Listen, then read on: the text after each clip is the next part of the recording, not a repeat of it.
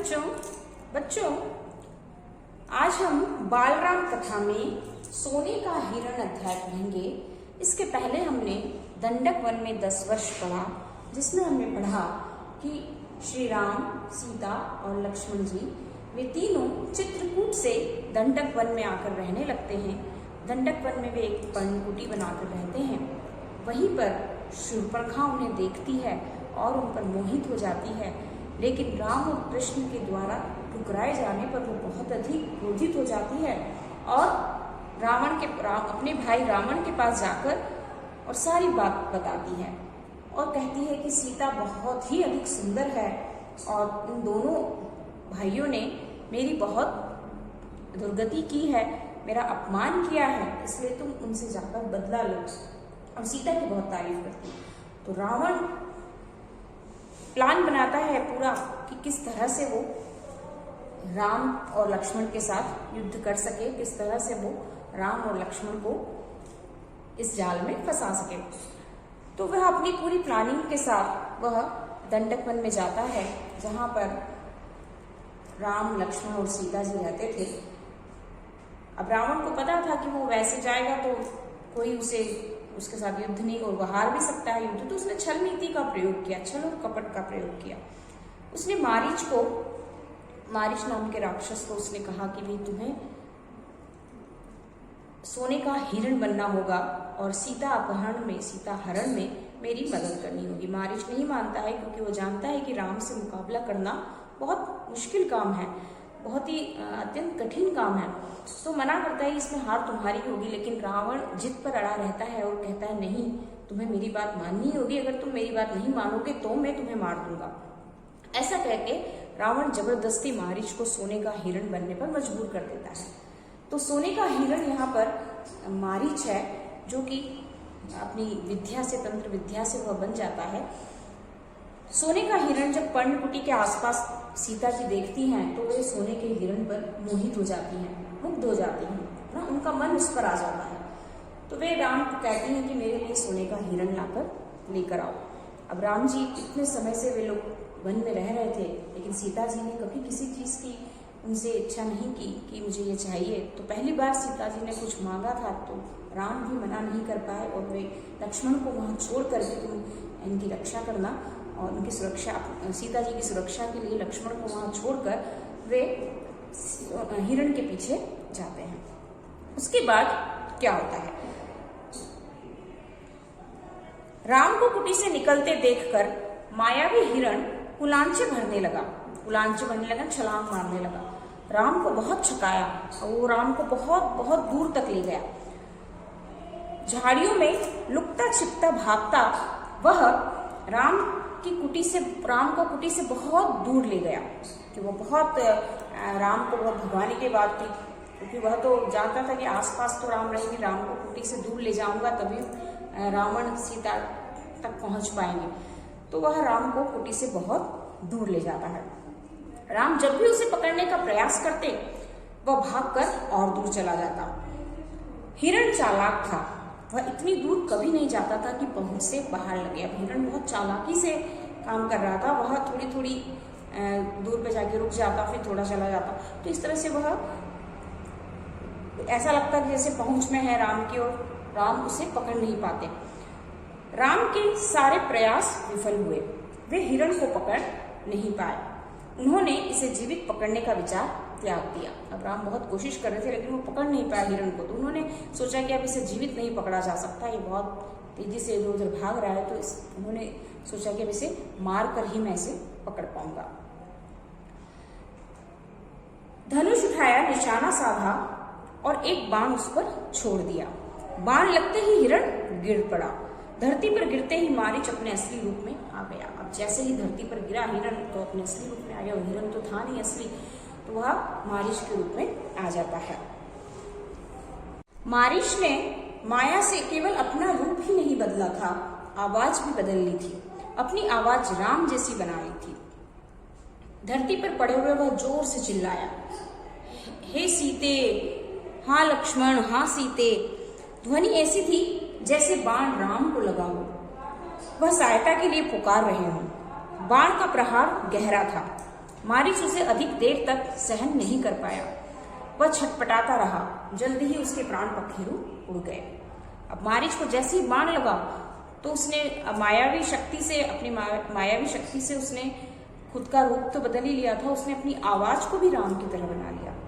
तो जैसे ही उसको बाण लगता है तो वह उसके मुंह से आवाज निकलती है जोर से सहायता के लिए, जैसे राम पुकार रहे हों कि हाँ सीते, हाँ लक्ष्मण। ऐसा लगा जैसे राम को बाण लगाओ। रावण एक विशाल वृक्ष के पीछे खड़ा था। वह प्रसन्न था, उसकी चाल सफल हो गई थी।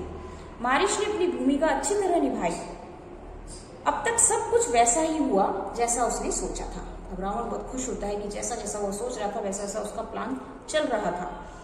कुछ वैसा ही हुआ जैसा उसने सोचा था। उसे राक्षस और कंपन की बात याद आई। सीता का हरण हो तो राम के प्राण निकल जाएंगे, वह निशक्त हो जाएंगे, मतलब बिल्कुल शक्तिहीन हो जाएंगे। वह अगले चरण की तैयारी में जुट गया। अब उसे याद आ गया कि उसे राक्षस कंपन ने कहा था कि राम के जो प्राण वो सीता में बसे हैं, अगर सीता का हरण हो गया तो राम के प्राण स्वतः ही निकल जाएंगे, वो शक्तिहीन हो जाएंगे। अब वह अपने अगले चरण की तैयारी में जुट गया कि अब उसे आगे क्या करना है। मारीच की पुकार राम ने सुनी। वह पास ही थे। उन्हें समझने में देर नहीं लगी कि पुकार की मंशा क्या है। अब वे समझ गए कि क्यों पुकारा गया है। उनको पूरी बात समझ में आ गई कि पुकार की मंशा क्या है, कि उस पुकार के पीछे जो हाँ सीते, हाँ लक्ष्मण जो उन्होंने मारीच ने पुकारा है उसके पीछे की क्या चाल है वो समझ गए, इरादा समझ गए। मायावी मारीच की पूरी चाल उनके सामने खुल गई। हिरण जानबूझकर भागता रहा उन्हें कुटिया से दूर ले जाने के लिए। वह षड्यंत्र का अगला चरण विफल करना चाहते थे। उनकी चाल में तेजी आ गई ताकि जल्दी से कुटिया पहुंच सके। अब वो सब समझ गए कि हिरण उन्हें कुटिया से दूर ले जाना चाहता था, लेकिन वह तुरंत समझते ही वे उस अगले चरण को कि उसे विफल कर दें, सफल अगला जो भी कार्य होने वाला है वह सफल ना हो, तो वे जल्दी से कुटिया की ओर भागते हैं। वह मायावी पुकार सीता और लक्ष्मण ने भी सुनी। लक्ष्मण उसका रहस्य तत्काल समझ गए। राम की तरह उन्होंने बाण चलाकर धनुष दृढ़ता से पकड़ लिया। अब लक्ष्मण भी समझ जाते हैं कि कोई न कोई चक्कर है, कोई न कोई दिक्कत हो पर परेशानी आ गई है। चौकसी बढ़ा दी। वे राक्षसों की अगली चाल का सामना करने के लिए तैयार थे। साथ ही राम का आदेश उन्हें याद था, उनके लौटने तक सीता की रक्षा। राम ने उन्हें आदेश दिया था कि जब तक मैं न लौटूं तुम सीता की रक्षा करोगे। लक्ष्मण की ओर से इसमें चूक की कोई संभावना ही नहीं थी। अब लक्ष्मण पूरी तरह से तैनात हो गए थे कि कोई भी राक्षस या कोई भी यहाँ आता है आक्रमण के लिए तो वे पूरी तरह से तैयार थे, क्योंकि उन्हें भी समझ में आ गया था कि कहीं कुछ गड़बड़ है। सीता की वह आवाज सुनकर विचलित हो गई। सीता भी वह आवाज जब सीता ने भी सुनी तो वह तो परेशान हो गई, विचलित हो गई कि घबरा गई। दौड़कर कुटिया के द्वार पर आई। उन्होंने लक्ष्मण से कहा, तुम जल्दी जाओ, जिस दिशा से आवाज आई है उसी ओर तुम्हारे भाई किसी कठिन संकट में फंस गए हैं। उन्होंने सहायता के लिए पुकारा है। उनकी ऐसी कातर आवाज मैंने कभी नहीं सुनी। जाओ लक्ष्मण जल्दी। अब सीता जी जब सुनती है तो वो तो समझती है कि राम ही है, तो वे लक्ष्मण को कहती हैं कि जल्दी जाओ। मैंने आज तक कातर यानी इतनी दयालु आवाज उनकी नहीं सुनी, इतनी जिसमें एक तरह से बहुत ही दया का भाव, बहुत वो पुकार रहे हो सहायता के लिए, ऐसी आवाज मैंने उनकी कभी नहीं सुनी। इसलिए तुम जल्दी से जाओ और जाकर राम को बचाओ। जो भी परेशानी, कठिनाई, मुसीबत उन पर आई है उसे दूर करने में उनकी मदद करो। आप चिंता न करें माते। लक्ष्मण ने सीता को आश्वस्त करते हुए कहा कि राम संकट में नहीं है, हो ही नहीं सकते, उनका कोई कुछ नहीं बिगाड़ सकता। मायावी राक्षसों की चाल है कि हमने जो भी आवाज सुनी वो बनावटी है, मायावी राक्षसों की चाल है। मुझे कुटिया से दूर ले जाने के लिए आप निश्चिंत रहें, भाई राम जल्दी ही आते होंगे। अब लक्ष्मण समझाते हैं सीता को कि ऐसा नहीं है, हमने जो सुना है वो बनावटी आवाज है, असली आवाज नहीं है। राम का कुछ नहीं हो सकता, कोई राम का कुछ नहीं बिगाड़ सकता, वे अभी आते ही होंगे, आप निश्चिंत रहिए। सीता क्रोध से उबल पड़ी। अब सीता के तो दिमाग में वही था कि नहीं राम मुसीबत में है, राम मुसीबत में है। उन्होंने आवाज सुनी तो वह घबरा गई और बस यही सोचती रही कि नहीं राम, तो वे गुस्सा करने लगी। लक्ष्मण ने जब समझाया तो वे लक्ष्मण पर गुस्सा करने लगी। लक्ष्मण का इस घड़ी में इतना शांत होना उन्हें समझ में नहीं आया। वे समझती कि इतनी बड़ी बात हो गई, राम पुकार रहे हैं, राम की आवाज सुनाई दे रही है, तब भी लक्ष्मण इतने शांत है, इतने सहज है, उन्हें समझ में नहीं आया। राम की आवाज सुनकर भी वे यहीं खड़े रहे, सहायता के लिए नहीं गए। सीता को इसके पीछे षड्यंत्र दिखाई दिया। लक्ष्मण की चाल लगा कि लक्ष्मण राम का भला नहीं चाहते, उनके हितैषी नहीं है, चाहते हैं कि राम न रहे, मारे जाए, ताकि राजपाट उन दोनों का हो जाए, उनके रास्ते का कांटा निकल जाए। अब पता नहीं सीता क्या क्या सोचने लगी कि ये तो चाल है लक्ष्मण की, लक्ष्मण चाहते ही नहीं है, उनके भला ही नहीं चाहते, और वे चाहते हैं कि राम मर जाए और मेरा सारा राज्य मैं ले लूं।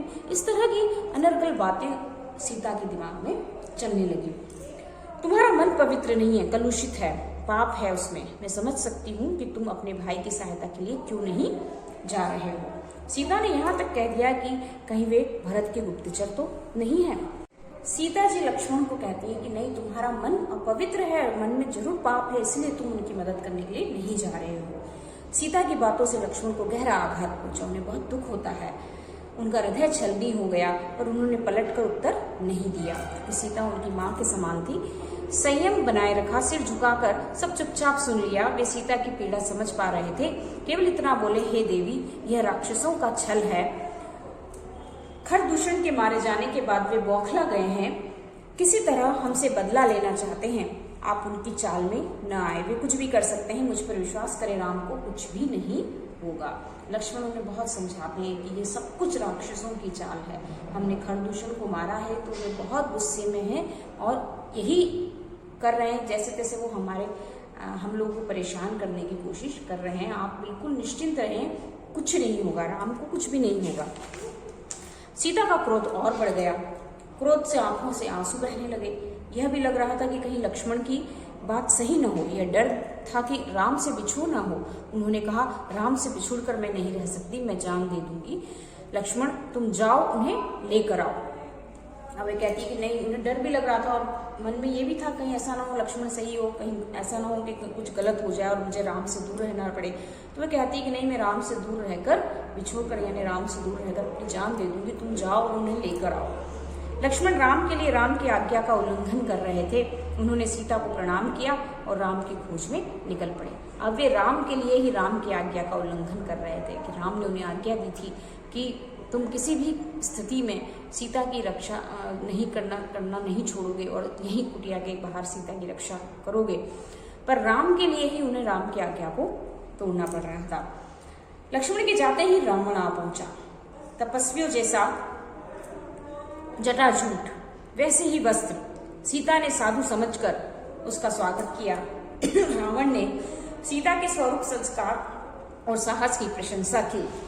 उसने सीता का परिचय प्राप्त करने के बाद कहा, सुमुखी, सुंदर मुख वाली, सुमुखी यानी सुंदर मुख वाली, मैं रावण हूं, राक्षसों का राजा, लंकाधिपति।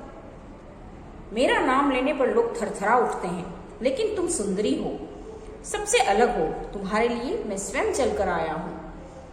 मेरे साथ चलो, सोने की लंका में रहो मेरी रानी बनकर। और सीता क्रोधित हो उठती है जैसे ही लक्ष्मण जाते हैं और रावण वहां आ पहुंचता है। हमने रामायण देखी है, रामायण में लक्ष्मण जी, ये वाला जो सीन दिखाया गया था, तो उसमें लक्ष्मण जी सीता की कुटिया के बाहर एक लक्ष्मण रेखा खींच देते हैं ना, आज भी उसका नाम लेते हैं लक्ष्मण रेखा, कि एक लाइन खींचकर वो जाते हैं कि आप इस रेखा से बाहर नहीं आएंगी, चाहे कुछ भी हो जाए, है ना। यहाँ इसका वर्णन नहीं है, लेकिन हमने इसे रामायण जब देखी हमने टीवी पर, तो उसमें ये देखा है और पढ़ा भी है, सुना भी है। तो जैसे ही लक्ष्मण जाते हैं तो रावण वहां आ पहुंचता है और रावण अपनी तारीफ करता है, पहले सीता की प्रशंसा करता है और फिर कहता है कि अपना परिचय देता है कि मैं रावण हूँ, राक्षसों का राजा हूँ, लंका का राजा हूँ और मैं स्वयं तुम्हें यहाँ लेने के लिए आया हूँ। मेरा नाम सुनकर लोग थरथरा उठते हैं, लेकिन तुम बहुत सुंदरी हो और सबसे अलग हो, इसलिए मैं स्वयं चलकर यहाँ आया हूँ। तुम मेरे साथ चलो सोने की लंका में और मेरी रानी बनकर रहो। सीता क्रोधित हो जाती है, कहती है कि मैं प्राण त्याग दूंगी, लेकिन तुम्हारे साथ नहीं जाऊंगी। मैं राम की पत्नी हूँ, वे महाबलशाली हैं, तुम्हें उनकी शक्ति का अनुमान नहीं है। तुम चले जाओ, नहीं तो तुम्हारा सर्वनाश हो जाएगा। रावण ने सीता की बात अनसुनी कर दी, खींचकर उन्हें रथ में बिठा लिया। सीता प्रयास करती रही, पर रावण के चंगुल से मुक्त नहीं हो सकी। स्वयं को असहाय पाकर वे विलाप करने लगी। हा राम, हा लक्ष्मण पुकारती रही। रावण का रथ लंका की ओर उड़ चला। मार्ग में वे पशुओं, पक्षियों, पर्वतों, नदियों से कहती जा रही थी कि कोई उनके राम को बता दे, रावण ने उनका हरण कर लिया है।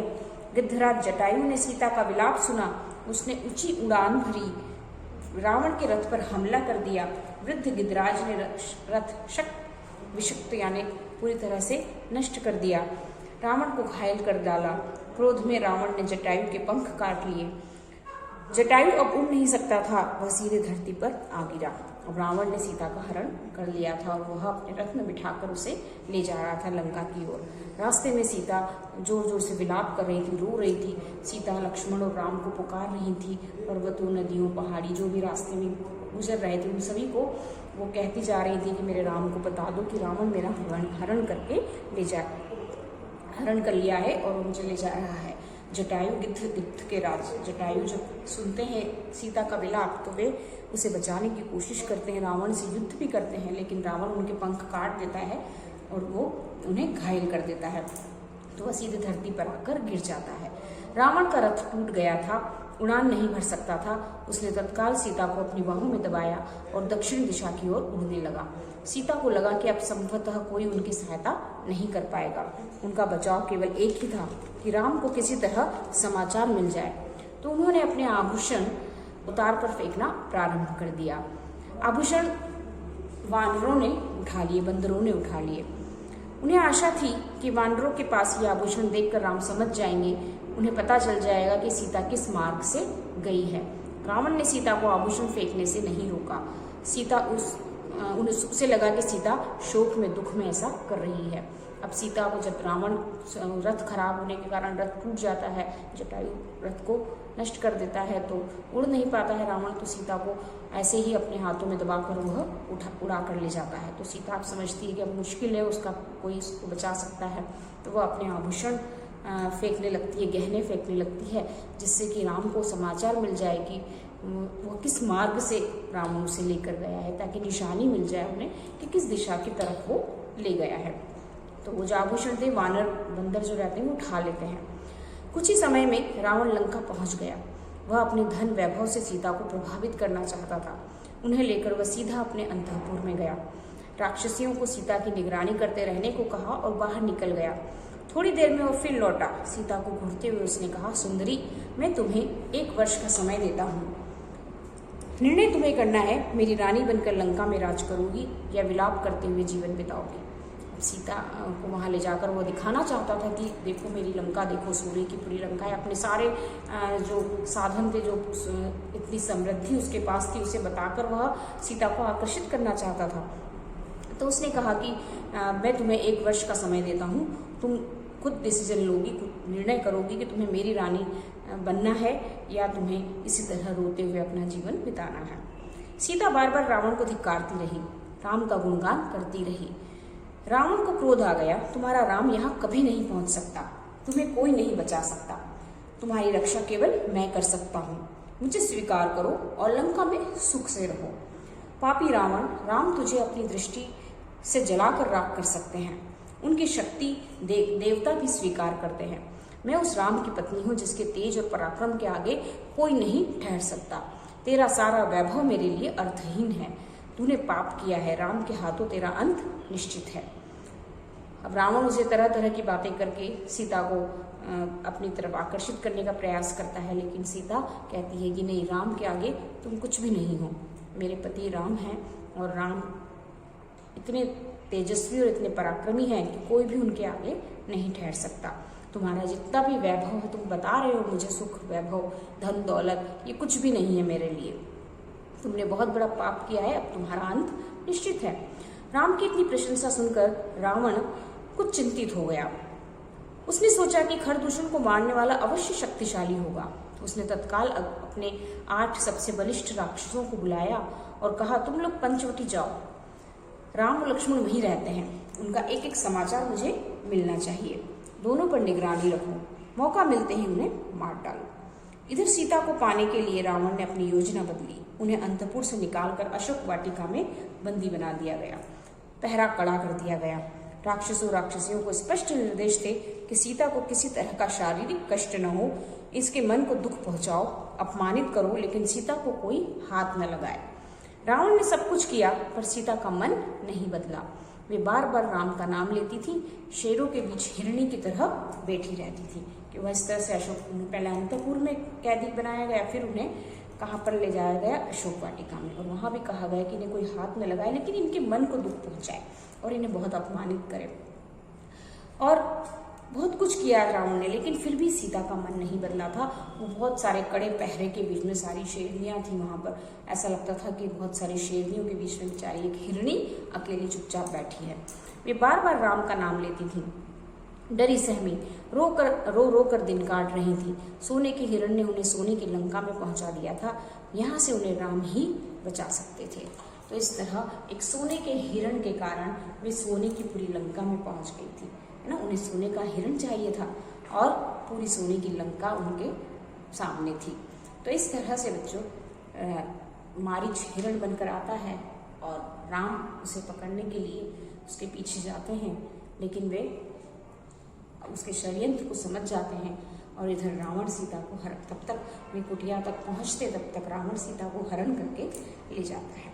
तो इसके आगे की कहानी हम आगे पढ़ेंगे, अगले वीडियो में देखेंगे। तब तक आप इस लेसन को अच्छे से पढ़िए। इसके क्वेश्चंस मैं आपको दूंगी, उसके आंसर्स आप लिखेंगे।